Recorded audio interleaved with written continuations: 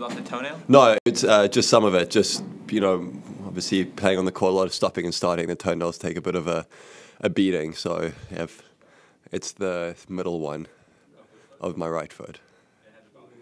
No, it's actually, that's always interesting. You're out there with so much adrenaline and you feel fine, and now I can barely put a shoe on. So it'll be fine. Just tape it up and all be good for tomorrow. Or did it just come off? I'm sorry? Did it just come off, or did you have to drain it? No, it's not that. It's not that bad, but it just required a little bit of work, so that's why I was a little late getting here. Quarterfinal. Yep. Grand Slam. How much of a feeling of achievement is that after what you've been through?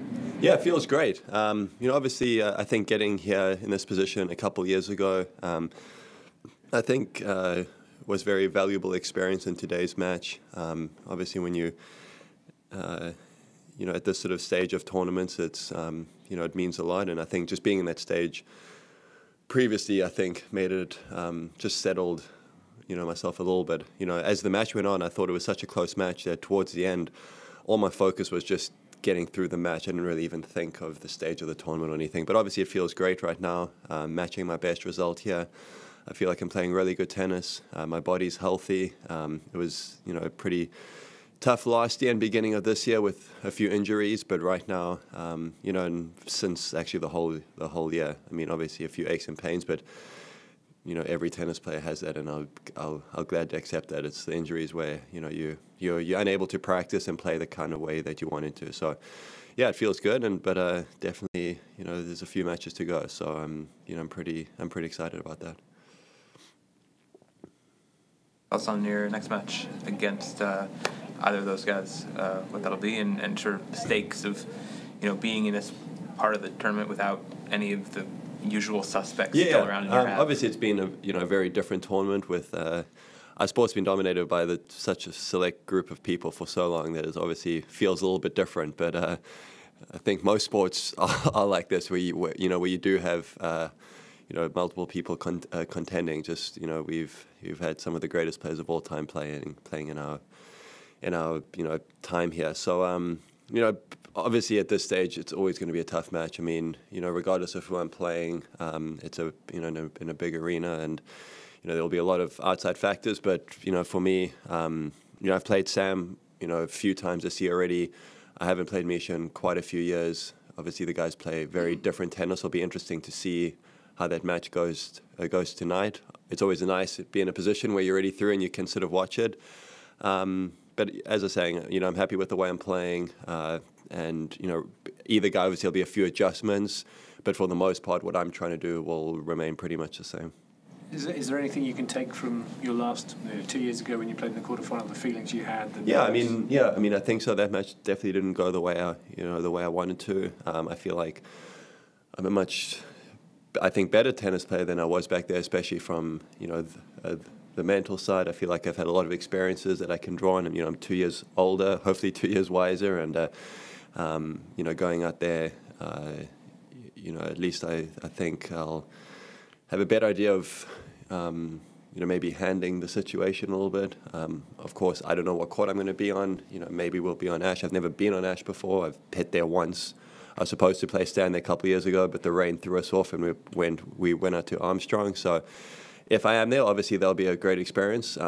So as I said, there'll be a few things, but for me, I'm going to break it down to the simplest form, and that's just me going out there and really focusing on each point and playing the way that I want to be playing. Some more of a general question. Sure. Going back a few years, I know you worked a little bit with Craig O'Shaughnessy as your coach. He's sort of become a pioneer of kind of analytics and data in tennis. Can you talk a little bit about how he kind of used analytics to help your game and how you maybe still use it today? Yeah, that goes back, a little bit. So, I obviously see Craig doing a lot of reporting for different tournaments.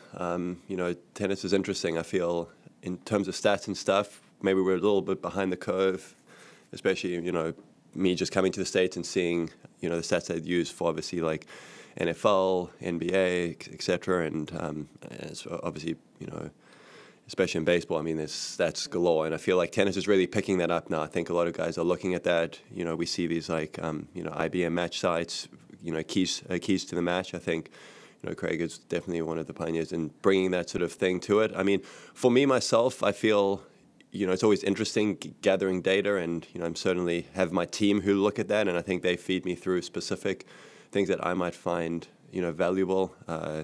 But for the most part, as I said, we really keep things simple. I mean, some things I think are more valuable than others. I mean, if I'm playing one of the best servers in the world, if I'm playing, say, John, and let's say they say on X point he goes wide most of the time, I mean, trust me, he knows how to hit a T serve. So, that day can, really change. So that stuff's a little bit tougher to deal with. But, yeah, I mean, obviously the more information and the way, I think it's important the way you cipher it. And I think, our team, my current team does a good job with that.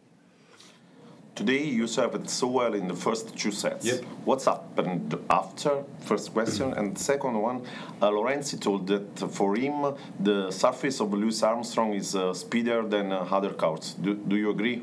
Okay. I thought I got off serving very well in the first 2 sets. I mean, for the most part, even in the third and fourth set, still serving well. For me, the biggest thing was the temperature dropped a lot in the third set. It felt much cooler. The balls became much softer and slower. I didn't feel like I was getting, as much reward on the court. I felt like he had a little bit more time to get some of the returns back in play, and definitely the amount of free points I felt on the serve sort of dropped a little bit. I think it felt like to me that was mainly due to the temperature. In terms of court speed, it was tough to compare. I mean, just because we were, dealing with, we started out, in the sun, and then we went into night, so, the court changes, a lot. So I didn't notice that much of a difference from my side to the other courts that I've played on.